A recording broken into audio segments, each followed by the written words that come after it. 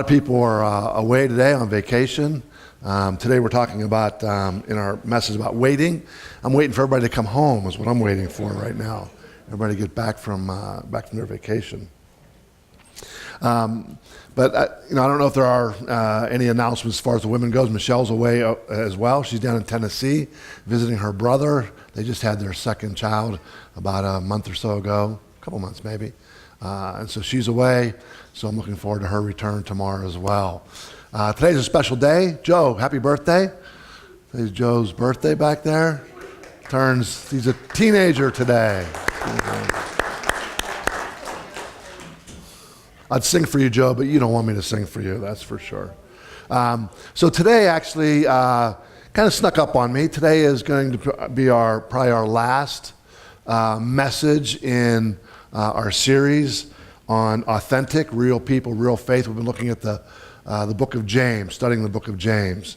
And I hope that you've been enjoying it. I know it's been challenging for me for preparing messages because James is a wisdom book. Actually, from my point of view, for yours it might be slightly different, and that's okay. From my point of view, the whole Bible is really a wisdom book, right? The whole Bible is about, in one way or another, in one form or another, talking about how to live life. Whether it's just your everyday kind of life. I don't separate your carnal life, right? Your everyday life and your spiritual life. I think everything is spiritual. I think everything you do is spiritual. Not just coming here to church on Sunday is your spiritual act for the week. I think how you interact with your coworkers all during the week is also spiritual. I think everything that we do, because life is spiritual. And so the Bible is this wisdom book for us to help us, how do we go about living life? How do we live life? How do we be the best human that we can be? Well, in the Old Testament, there's a book called Proverbs. It's these short, pithy little sayings, right, about how to live life, right? So it's interesting. There is a proverb, like for example, when you read the Bible, I think sometimes we maybe mistakenly think that the Bible is full of answers, right? The Bible's our answer book. And partly because I think we've been kind of led that direction. I don't believe the Bible is full of answers in that respect. In other words, you have a question of, do I take this job or that job? There's not an answer in the Bible for that. Do I marry this person or that person? It's not there. But there's a lot of wisdom in there, right? Like, for example, some people will say, well, you take the Bible literally. Well, that's a hard thing to do, don't you agree? It's hard to take it literally. I showed my boys a passage in Deuteronomy this past week where it says if you have a stubborn son, you take them to the elders of the church, to the gate of the city, and there they will stone your son for you to death. Yeah.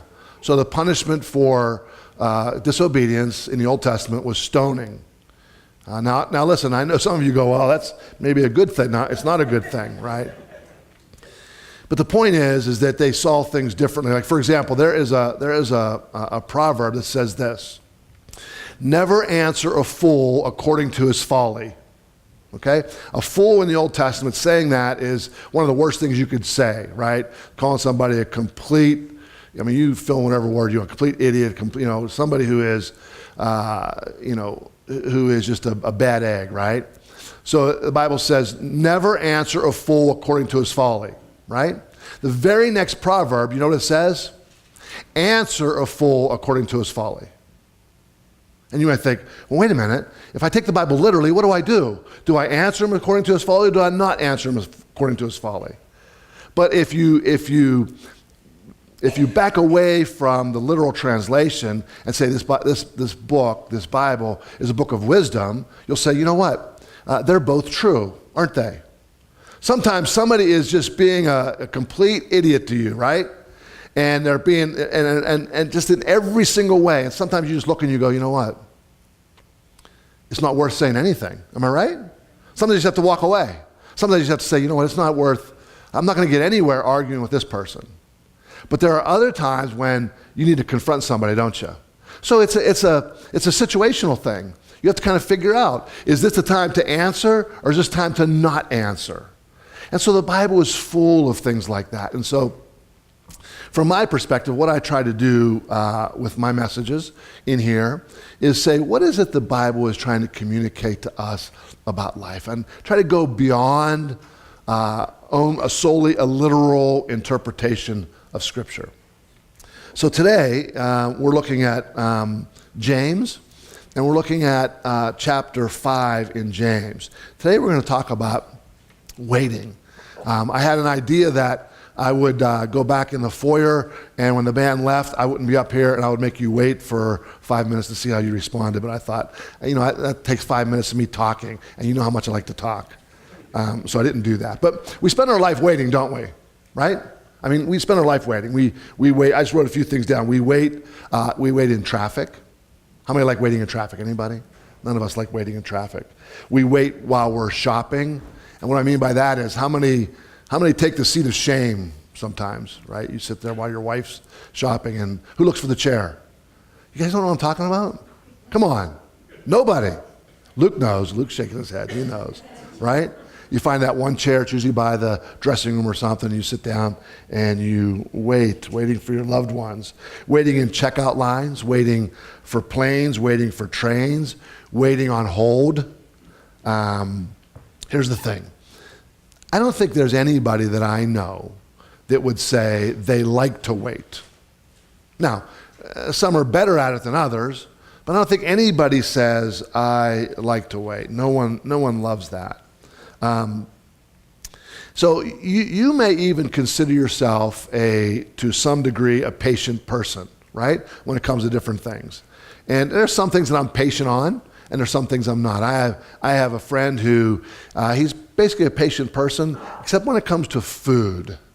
When it comes to food, and it's not Luke, and you might know who it is. I'm not going to mention Pete's name at all, but hope he's watching today. He's down in Florida.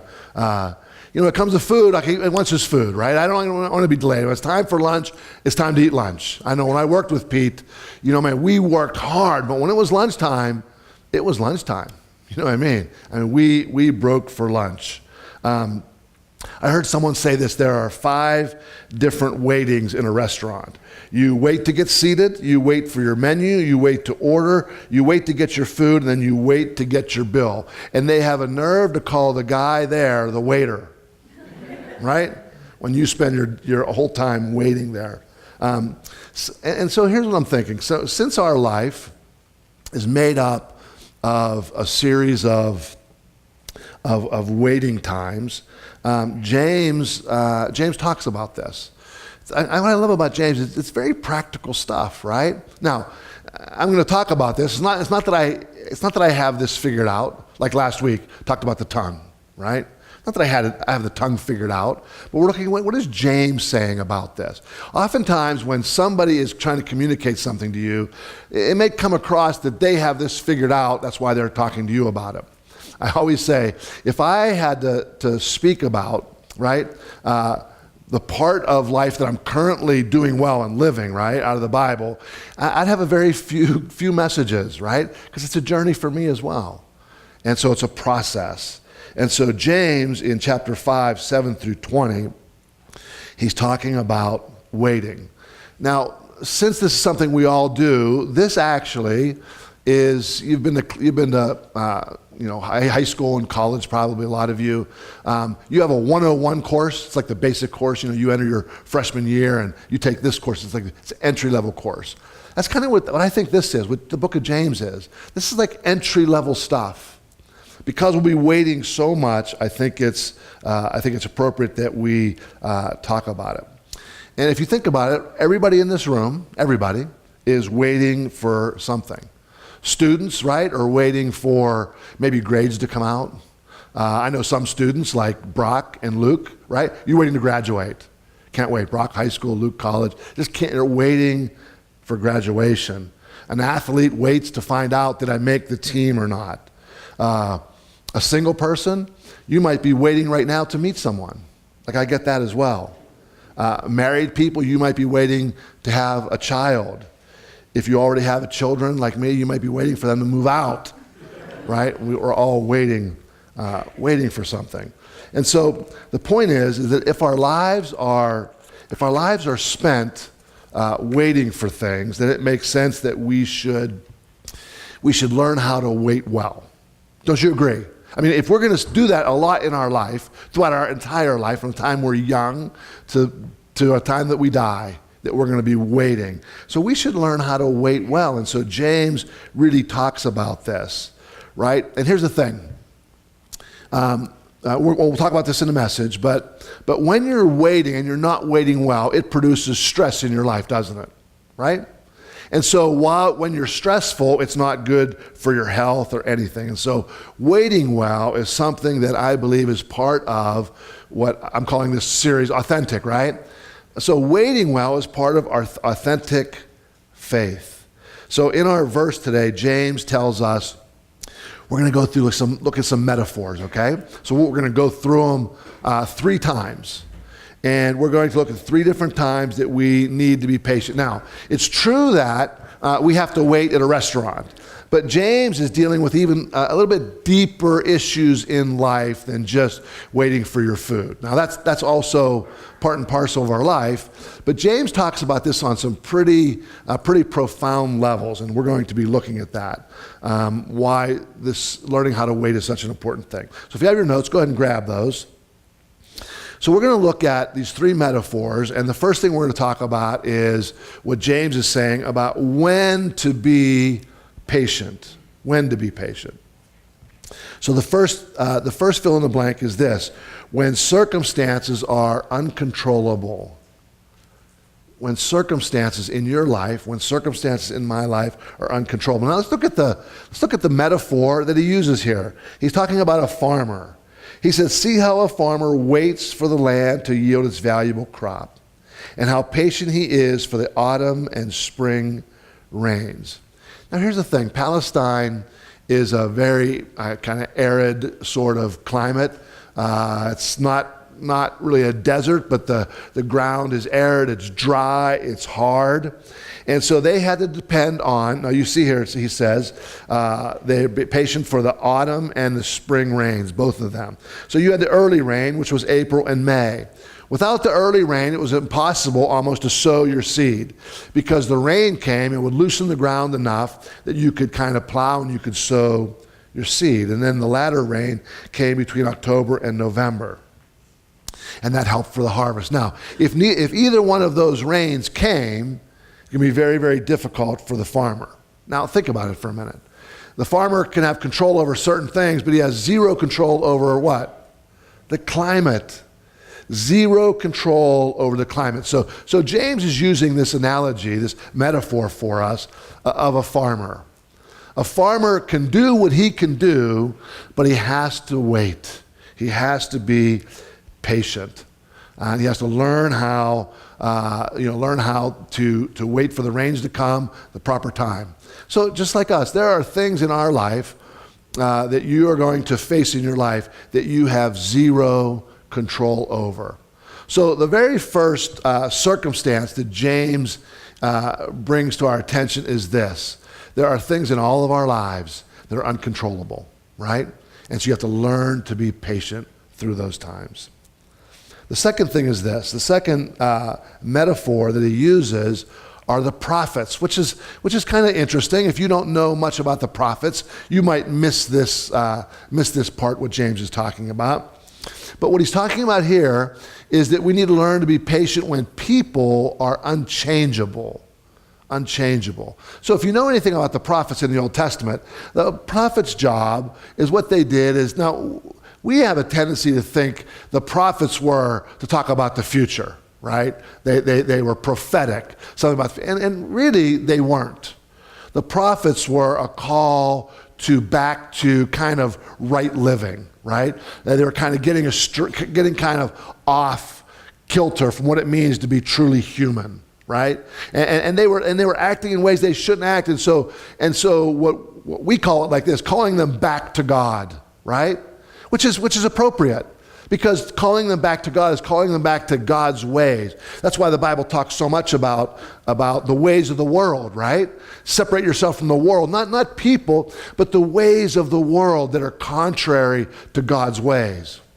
So love is according to God's ways. Forgiveness and peace, those are according to God's ways. But when we start living in hate and unforgiveness and destruction, right, and death, those things, a prophet would call us back to God, to the ways of God. Well, what we know in the Old Testament is, especially like take Jeremiah, for example.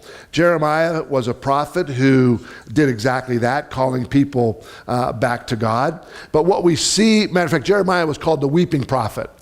The reason why he was called the weeping prophet is he was doing this exact thing, calling people back to God, and they wouldn't listen.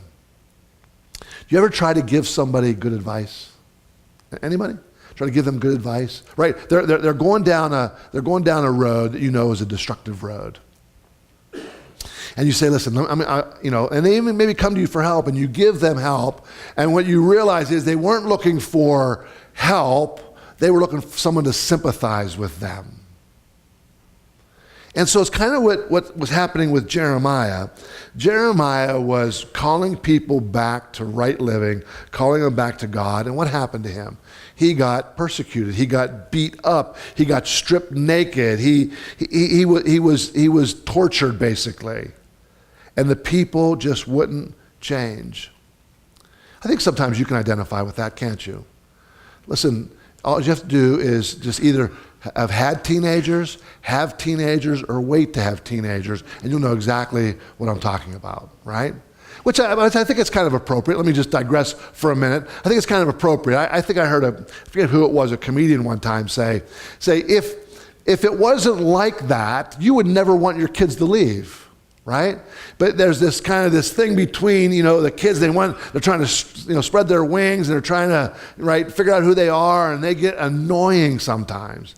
He said, I just can't wait for them to leave, and that's what it should be. They should leave their father and mother and go somewhere else, right? Anywhere else, right? Now, we love our kids. It's not about that, but it's about them, going out on their own. And so we have to learn, even in those situations, we have to learn patience when it seems like or the people that are around us are unchangeable.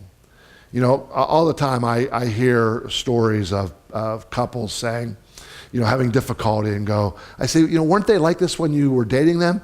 Yeah, but I thought I could, what? I thought I could change them. Let me just tell you all something right now. There's only one person you can change, and it's you. Like, that's it. I was talking to somebody recently, and they were having some difficulties, and I said, the best thing you could hear is that it's 100% your fault. That's the best news you can hear. And they go, well, why is that? I go, because you can change you. If it's 90% the other person and 10% you, you're in trouble, because you can't change the other person, and they may not change. So we have to learn to be patient when people are unchangeable. So this word patience, it's interesting. It's macrothumos is the word for patience. Macrothumos. Macro means long. Thumos, it's where we get our word thermometer from. So thumos means heat. So it literally means it takes a long time for you to get hot. Patience. Right? Because when you do lose your patience, oftentimes your blood pressure goes up, right? The color in your face changes. I mean, this is an appropriate word. Patience. Learn to be patient. Macrothumos. Listen, we know, I'm talking about teenagers. We need to learn how to be patient, how to learn to have let's use some other like kind of metaphors or phrases for it, right? One is learn to have a long fuse. That'd be another way of saying this, right? Learn to have a long fuse. Learn to be patient. Okay, so if the first one is in circumstances that are out of your control, and the second one is that people that are unchangeable, that you're not going to change, you learn how to be patient. The third thing is that when problems are unexplainable, problems are unexplainable. And here, he goes back to the Old Testament again, and he uses the story of Job in the Old Testament. This is in James 5:11. He said, "You have heard of Job's perseverance." Job was a man who had everything going for him. In his time, Job was one of the wealthiest men that was alive. And then, as you read the story, in a 2-day period, he loses everything, doesn't he? He loses friends, he loses family, he loses his finances, he loses everything except one thing, his wife. And what really bothers Job in this story, there's so much I could say about this. You should go and read it for yourself sometime, and try to see it from Job's perspective. And Job's perspective is this, that he does not understand. Now, as you read it, as you read anything in the Bible, or you read any book, right? How many of you watched a movie, like there's a documentary out called Free Solo. Anybody ever hear of that, Free Solo? So I love rock climbing. I did it when I was a kid. Brock climbs now, I like taking him climbing. And so you watch Free Solo, and he's climbing El Capitan, which is this 3,000-foot granite wall with no rope, with holds the size of like nothing. Just amazing. And so you're almost like holding your breath the entire time, right?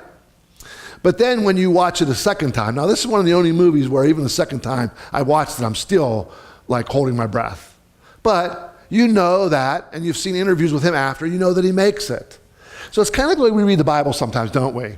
We read the Bible kind of knowing, like, whether it's a parable or whether it's you want to believe it's an actual event in history or whatever, it's fine with me. That doesn't bother me at all, how you see certain stories. But the point is this, the point is that you already know the outcome.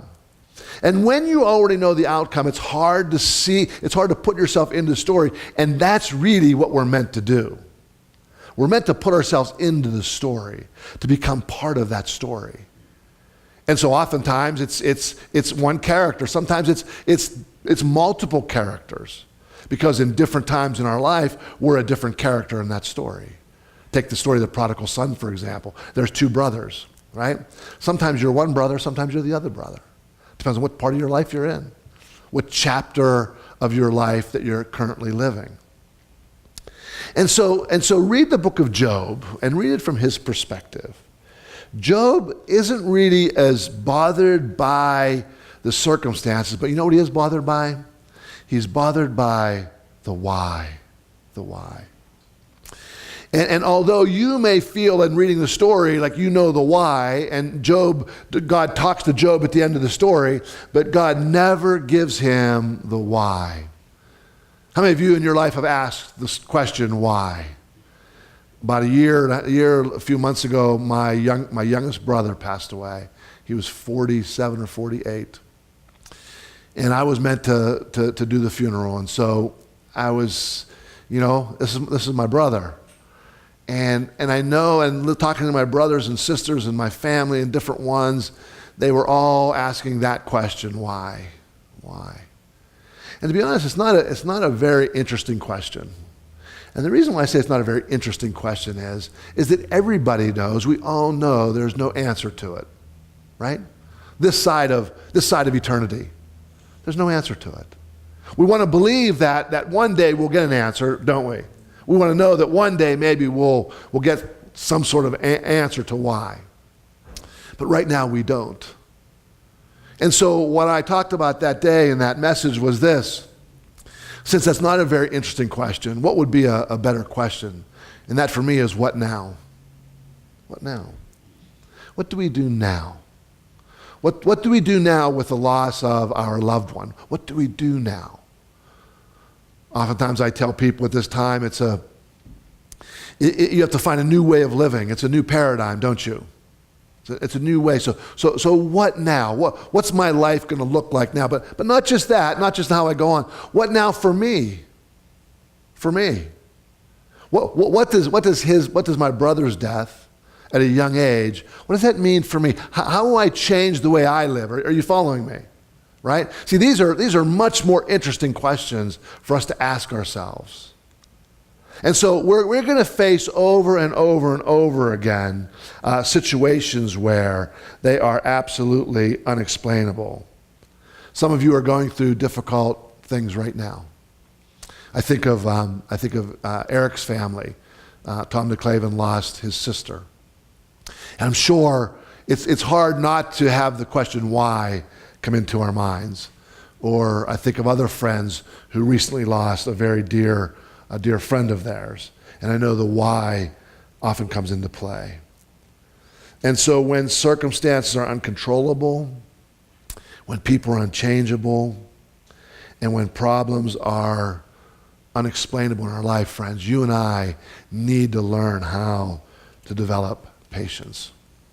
Now, the next thing, the next part of this, in this trilogy of patience, is this. You may say, well, why be patient?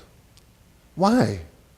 Well, why can't I just not be patient? What's the problem with just getting, why is that, or may I put it this way, why is being patient the noble thing? Like, why is that? Do you ever think about that? Like, you should be patient. Well, why? Like, why should I do that? Well, I think that James gives us three things here. Now, there are going to be different ways for you to hear what I'm going to say, and I can't control how you hear it. That's what I can't control. That's going to be based upon your narrative of your life experience with God, who God is for you. But the first thing is this. The first reason James gives us, now remember, James is the brother of Jesus. And the first thing is this. The first reason to be patient is because God is in control. God's in control. Now, that's not to say that we are puppets and God controls everything. I hope you don't think I'm saying that. And I hope that you don't believe that. You remember when we had Donald Miller, when we did the Donald Miller series? He talked about a father sitting at the dinner table and giving his son $20 and saying, here's $20, son. And his son says, thank you. He takes the $20. And then he says, now here's how I want you to spend it. I want you to take 10 and put gas in your car. I want you to take 5 and I want you to go buy, right? And he dictates how he's to spend the $20. Well, was the $20 ever the son's $20? No. It was always the father's $20 that he was spending vicariously, right? Kind of through his son. It was always his. And so it kind of, as you think about God, did God give you your life and say, here's your life. I want to see what you're going to do with it. Or does he say, here's your life. Now here's what I want you to do. Right? I want you to become a doctor, an engineer, a writer, right? Is that what he says? And our job is to figure out, what it is that God has created me for. And I want you to marry a certain person. I'm not going to tell you who it is. You're going to figure that one out. But it's only one person, right? And he has everything in your life dictated. No, I don't believe that. I hope you don't believe that either. Hope you believe. I was in a car with Brock the other day, and we were talking about some different things. I mentioned that passage in Deuteronomy about a stubborn son. And Brock said, Dad, I don't know how you do it. I don't know how you preach stuff out of this book when there's such bizarre things in there. But he said, one thing I appreciate about you is that you always tell us, and I tell them, my sons, and I tell you, is that God created you and he gave you unique and special talents and abilities and giftings. And he wants to see, what are you going to do with those? Right? I mean, you can receive those and just put them on a shelf and not do anything with them. That's one option. Or you can take those and you can make something out of them. I was talking to the band the other day and I said something about if you're a musician, you should play. Right? And I give people opportunity to play. If that's what you are, if that's a gift that you have, you should use that gifting. I mean, Dean's a drummer. I'll get him drumming more, right? If you're a speaker, what should a speaker do? A speaker should speak. That's what a speaker should do. If you're a singer, you should sing. And so God has given you these gifts and he wants to see you use them. So what does it mean then that he's in control? He's in control. It means this. It means that that on a macro level, right? The outcomes of God's creation are going to follow his creative design. Wouldn't you like that for your own self? If your creative design was guaranteed to have the positive outcome that you desire. Well, God's does, because God is in control. James says this, you too, be patient, stand firm, because the Lord's coming is near. You know, there's a comfort in this for me. I'm going to describe, I'd use myself, I'm going to use my friend Jeff not in Florida, my friend Jeff in Texas. His father just passed away. Now his father, I believe, was in his 70s or 80s. And I was talking to Jeff about it, and you know, my father died when I was 17. He was 44. So I experienced this then, but what I've come to learn throughout my life is that it's the same experience all the time. I even talked to Pete about it, and that's this. There's a certain comfort in life when your parents are still living. It's not that they're taking care of you anymore, right? But they're there for you. And I said to Jeff, I said, it's kind of scary. Scary is maybe not the right word, but I'll just use that word for lack of a better one in my mind right now. It's kind of scary when you lose your parent or parents, both of them. Because all of a sudden you kind of feel like you're kind of out there, kind of on your own, don't you? Do you remember when you were young? I went to the dermatologist the other day, and to get kind of all checked out, you know what I mean? 'Cause you get that age where you get all these things on your skin, and you want to make sure they're not cancerous. And she said, did you ever have bad burns? I go, yeah, one time when I was real young, I was in the back of our station wagon driving to Florida, and the sun coming through the windows burnt my legs so bad I had blisters on them. And so she, you know, checking my legs out to make sure, you know, because that's definitely when you get a bad burn like that, right? It can happen. But my point is this. My point is, when you're a kid, you remember that? How many? I can remember laying on the back seat of the car. Anybody sleeping while you're driving? How about by the back window when you were real small, laying up there? You can't do that anymore, can you? Right? Yeah. Young kids are going like, "What? You guys did so irresponsible of your parents." Yeah, kind of, right? I told the dermatologist, I said, my parents used to tell me when I was a kid, go out and get a good burn on to get a good base, right? Now, you know, you cover up, you don't get burnt because we know more, right? We've grown, anyways. My point is that when we know someone else is there brings a comfort level, isn't there? A comfort level or a peace to know that, wow, it's really getting windy out there. The back door just blew wide open. I didn't see anybody come in. Maybe they did. I don't know. So we're to be patient to understand this, that God is in control. The next thing is this. The next thing, James 5:11, the first part, it says this. As you know, we consider blessed those who have persevered. So write this down in your notes. We have patience because we know God rewards patience. God rewards patience. Can I just talk about this word blessed just for a minute? Because we use it in so many different areas of life, don't we?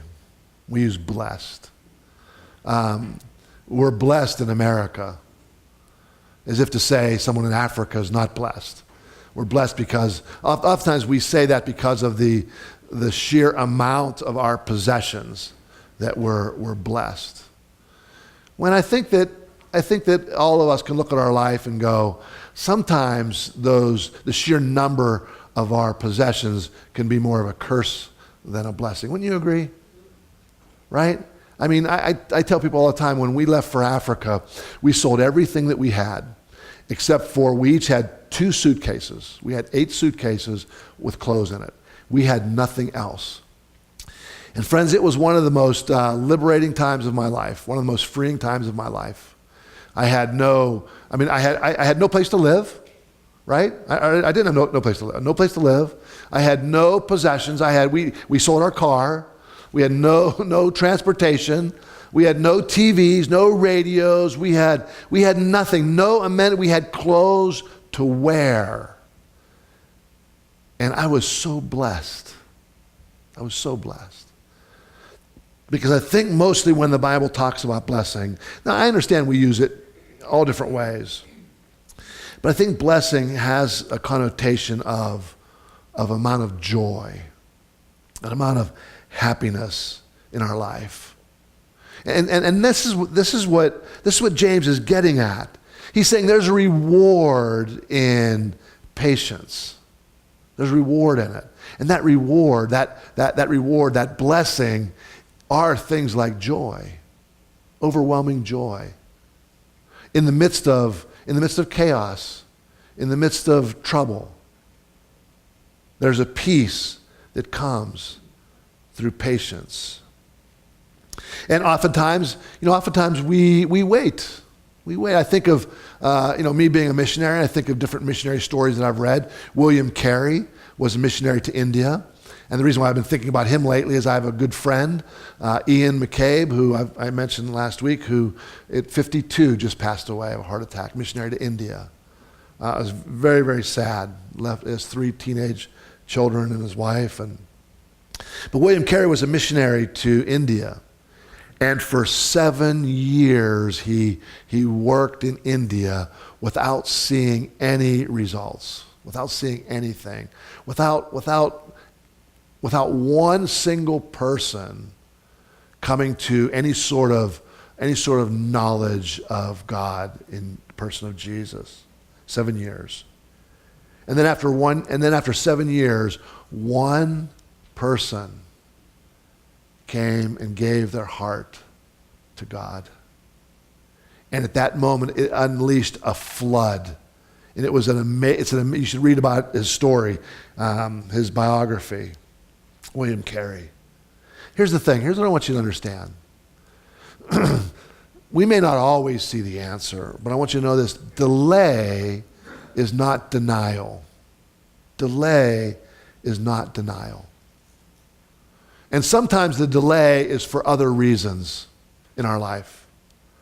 And so I think I can be confident to say it in this way, and you might disagree, but I feel pretty confident to say this.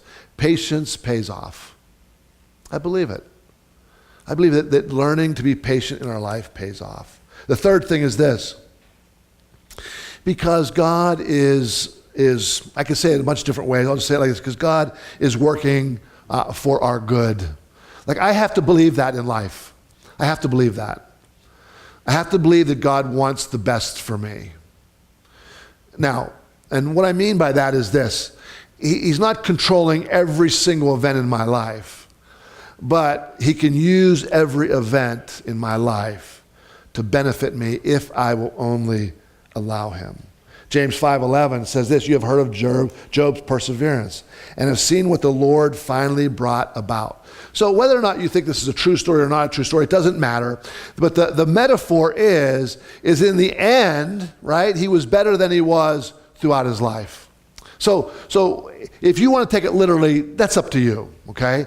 If you want to take it literally that he had this many possessions and he lost everything and then God gave him even more possessions. Well, I take it metaphorically. He lost a lot of things, but he gained other things that were more important. And so that God, I have to believe this. I have to believe it, the very core of my being, that God is always desiring what's best for me. You all know my favorite text in Scripture is John 10:10, where Jesus said, I've come that you might have life in its most abundant form. Friends, I desire that. I desire an abundant life. I hope you do too. And what I've learned in my life, what I hope you can learn, is that when I felt at most abundance, I had the least amount of things in my life. I was leaving for Africa. I was doing something that brought great joy to my life.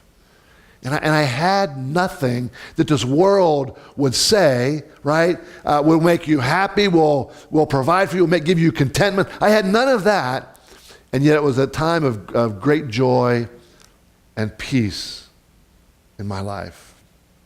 Okay, so now we have to go into the third part of our little trilogy here.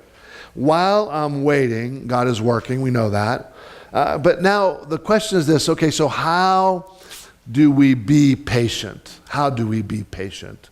Now this is the more difficult part. You could take these first two parts and go, yeah, I agree with that. I see that, and I can look for those times in my life when circumstances are unchangeable or are uncontrollable and people are unchangeable. I can see those times in my life, and I can bring myself to the place where I understand that God is for me and so forth. But how do I actually do this? How do I do it? So if God is working, but how can I be patient? So here's the first thing. Let's go back to our three metaphors. The very first thing is this. Let's go back to the farmer. How does the farmer wait? Well, you wait expectantly. You wait expectantly. So the farmer's doesn't sow his seed, and he's in his house watching reruns of Gilligan's Island, eating bonbons, right? That's not what he's doing. What's he doing? He's waiting expectantly. He knows that harvest is coming, right? So there's work to be done. I know Pete, this time of the year, what Pete's starting to do is Pete's starting to look at all his equipment, right? He's starting to look at his hay baler. What do I need to do to get this thing, in its best condition that I possibly can? My tractors, make sure they're taken care of. He's waiting expectantly for the time of harvest. He's preparing.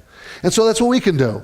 While we are waiting, we can prepare. Now I can't go into specifics because I don't know what it is that you're waiting for.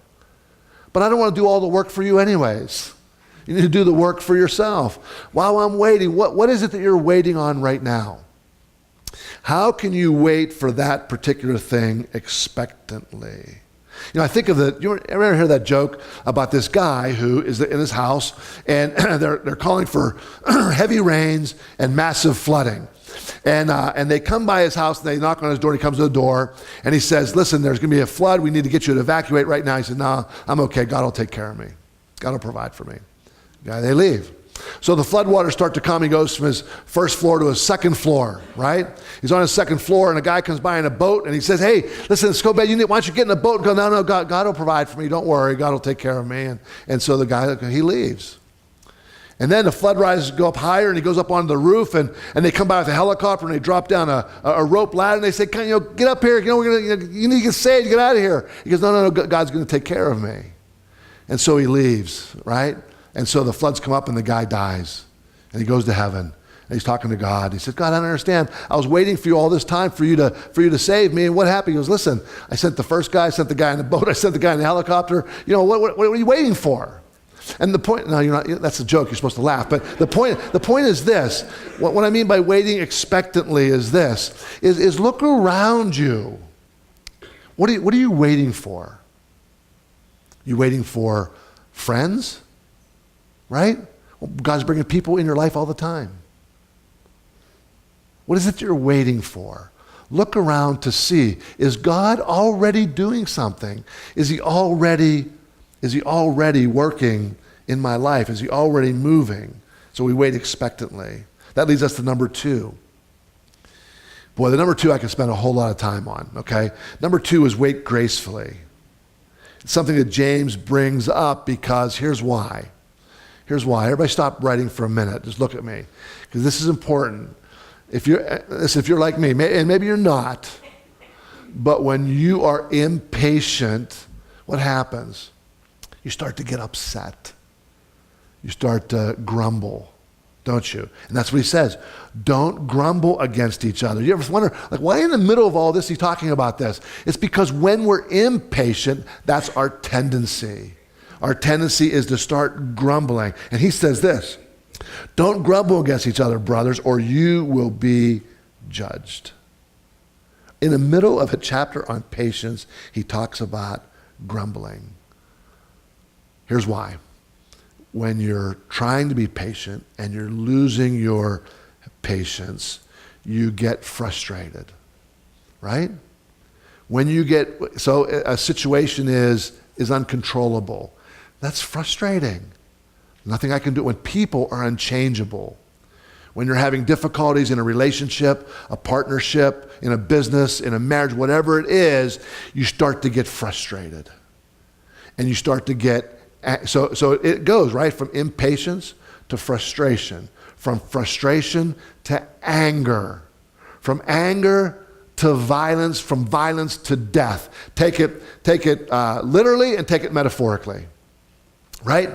The death of the relationship. I'm not necessarily talking about the death of the person, but it can lead to that, right? But it can lead to the death of the relationship. All because it starts with what? A lack of patience. So he says, listen, wait gracefully, calm down. I heard a pastor give an illustration one time. It was out in California. He was talking about this. I think it's a good enough analogy. Talking about surfing. He was a surfer. He's an author that I read a lot. He's talking about surfing a big wave. Has anybody ever surfed before? Has anybody been on a big wave before on a boogie board or anything like that?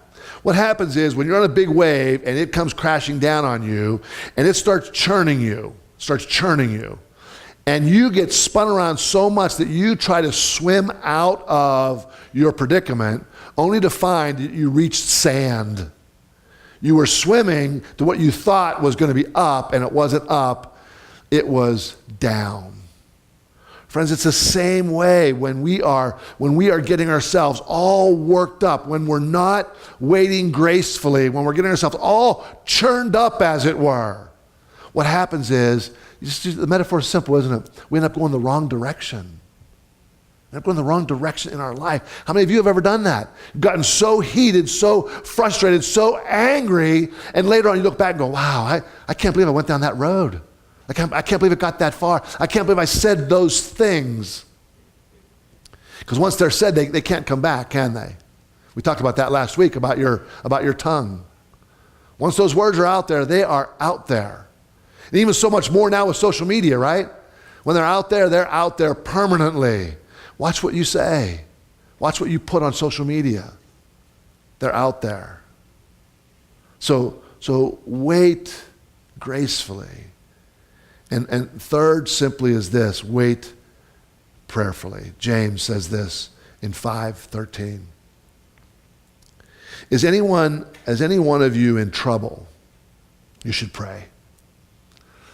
Listen, I'll be the first to admit to you, I do not understand prayer.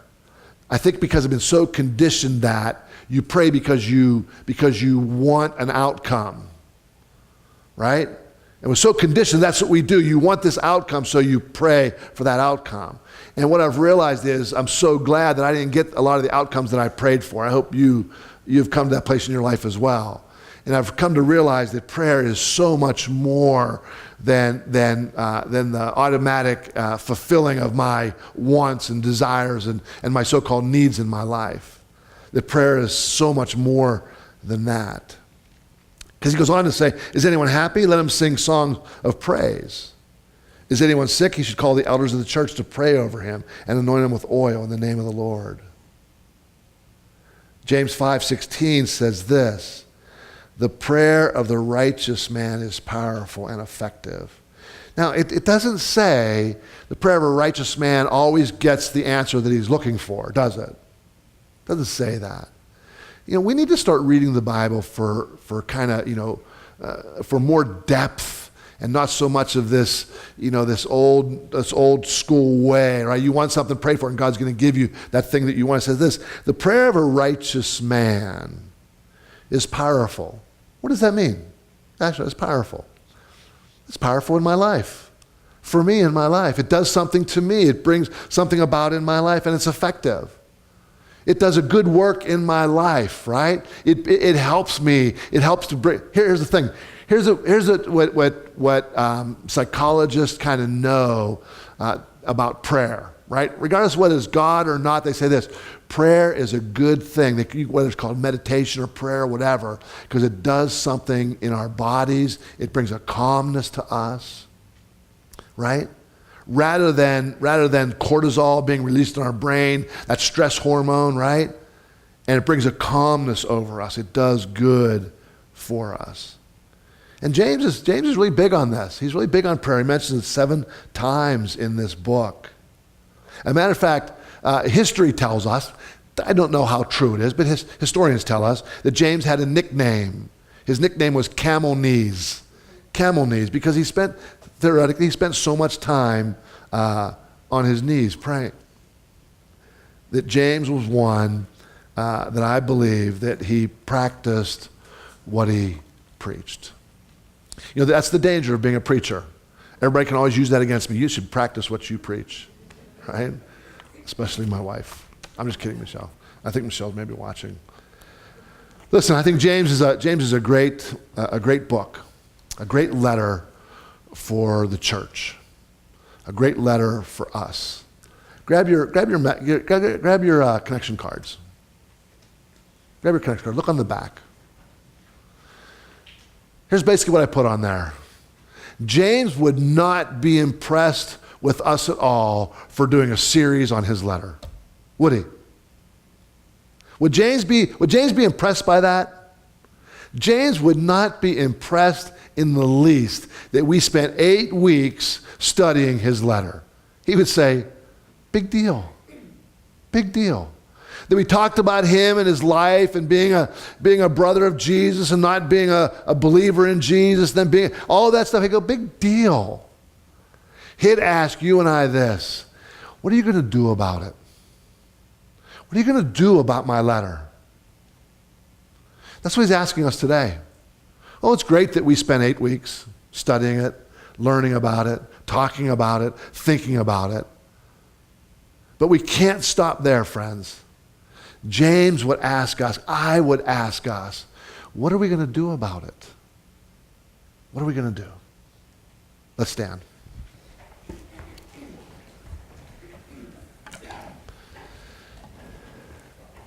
Well, James was big on prayer, so join me in prayer right now that God would give us the internal fortitude to do something about this letter that we've been studying. Let's pray.